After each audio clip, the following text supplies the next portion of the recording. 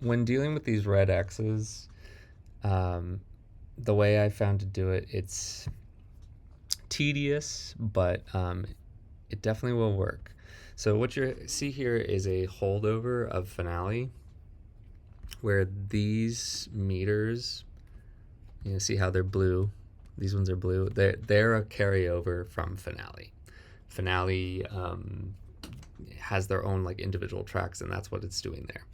But the X's are coming because according to that Finale file transfer, Dorico doesn't see a time signature, so it's just giving it an X, meaning like no time.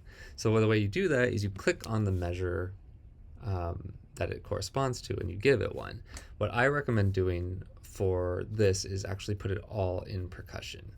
So I click the bar, the percussion bar, Shift M, and then it's common time, so I type in C.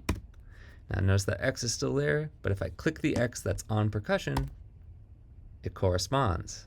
Okay, so we need to do that globally. So I've already entered the rest, but let's say I went through the whole percussion part and I added them where they come in. Yeah, see there's that.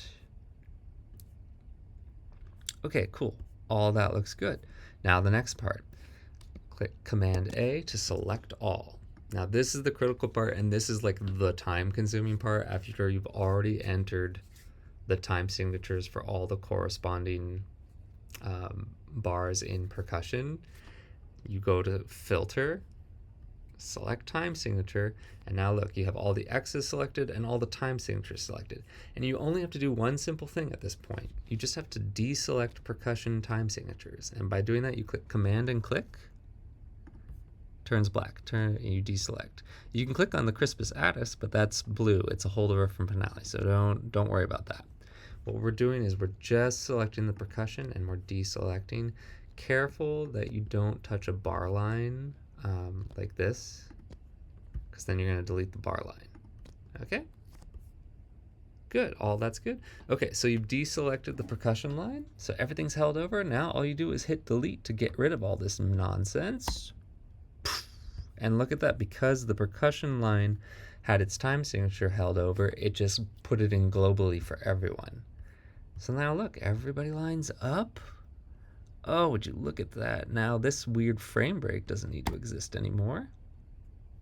That doesn't need to exist anymore. Yeah, actually we can do the same thing before, go to Engrave and reset layout. And yeah, look at that. Everything lines up the way we want it. So this is a good example of how to do it. I've left this here as an example for you if you want to practice on to get the concept, but the key point is you actually have to do this through the entire score first. You have to enter all the percussion time signatures, and then you have to deselect all of them after you've selected all the time signatures.